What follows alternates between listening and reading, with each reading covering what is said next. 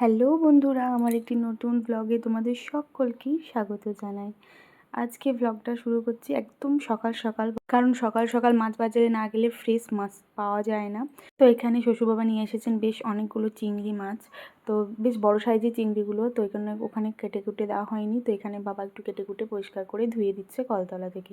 আর এখানে নিয়ে এসেছে সবজি বাজার। তো বাবা অনেকক্ষণই এসেছে, তো এখানে দেখো নিয়ে এসেছে স্প্রিং শাক। তোমরা এই শাকটা খেয়েছো নাকি অবশ্যই নিচে আমাকে কমেন্ট করে জানাবে। এই শাকটা এত টেস্ট, আমি সত্যি এই শাকটা এত টেস্ট মানে না খেলে বোঝাতে পারবো না। তোমরা যদি এটা এখনও না খেয়ে থাকো অবশ্যই একবার খেয়ে জানিও। তো এখানে আছে আরও লাউ, ফুলকপি, বেগুন, টমেটো, আর আছে এখানে লঙ্কা, বিনস, আর এগুলো হলো দেশি টমেটো। আমাদের গাছে হয়েছিল, খুব ছোট ছোট কিন্তু ভালো। আর এই দেখো গাছ থেকে সজনে ফুল পাড়া হয়েছে, কিছু ফুল পড়েছিল আর কিছু ফুল পেড়ে নেওয়া হয়েছে, এটা আমাদের বাগানে। আর এখানে এনেছেন বাবা মাংস। তো মাংস এবেলা হবে না, ভাবছি আজকে চিংড়ি মাছটাই করব। তার জন্য মাংসটাকে খুব ভালো করে ধুয়ে পরিষ্কার করে ফ্রিজের মধ্যে তুলে রাখবো, এটা রাতের জন্য হবে।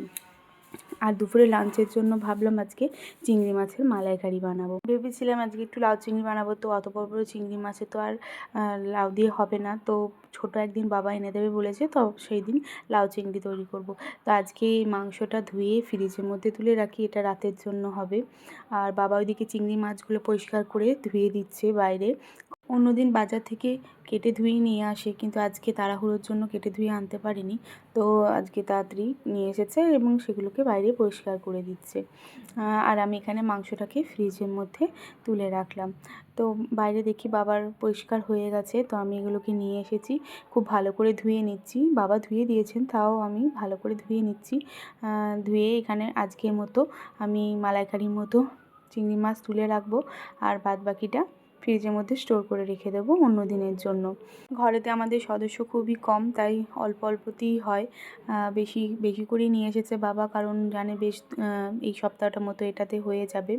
আর একটা নারকেল অনেকদিন থেকেই ফ্রিজে পড়েছিল, তো ভাবলাম আজকে চিংড়ি মাছের মালাইকারিটাই বানাই। আর এই দেখো চিংড়ি মাছের সাইজগুলো বেশ বড় বড়ই ছিল, খুব বড় না হলেও বেশ মালাইকারির মতনই সাইজ ছিল। এখানে আমি আজকে রান্নার মতো মাছটা রেখে দিলাম, আর বাদবাকি চিংড়ি মাছটা আমি ফ্রিজের মধ্যে রেখে দেব। তো আমার এই চিংড়ি মাছ খেতে খুবই ভালো লাগে। তোমাদের কার কার খুব ভালো লাগে নিচে আমাকে অবশ্যই কমেন্ট করে জানাবে। এটা আমাদের বাড়িতে প্রায় দিনই হয়।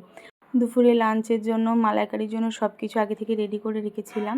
তো রান্নাটা এদের করতে করতে আমি বানিয়েছিলাম আরও সজনে ফুলের বড়া। এই সজনে ফুলের বড়া খেতে এত ভালো লাগে, আর যদি ঘরের গাছের টাটকা ফুল হয় তো কোনো কথাই নেই। তো আমি রান্না করতে করতেই দুটো খেয়ে নিলাম সজনে ফুলের বড়া। আর এদিকে আমার মালাইকারিও রেডি হয়ে গেছে, একটু সাজিয়ে নিলাম ভিডিওর জন্য। তো তোমাদের এই ভিডিও কেমন লাগলো অবশ্যই জানাবে। ভিডিওটি ভালো লাগলে অবশ্যই লাইক, শেয়ার, কমেন্ট আর চ্যানেলটিকে সাবস্ক্রাইব করে পাশে থাকবে। আজকে দুপুরে লাঞ্চের জন্য বানিয়েছিলাম এখানে সজনে ফুলের বড়া, আর শাকটাকে বানিয়েছিলাম আলু বেগুন দিয়ে আলু ভাতে, আর রয়েছে চিংড়ি মাছের মালাইকারি আর স্যালাড। বাস আজকে এইটুকুই, আবার দেখা হচ্ছে পরে একটি ভিডিও।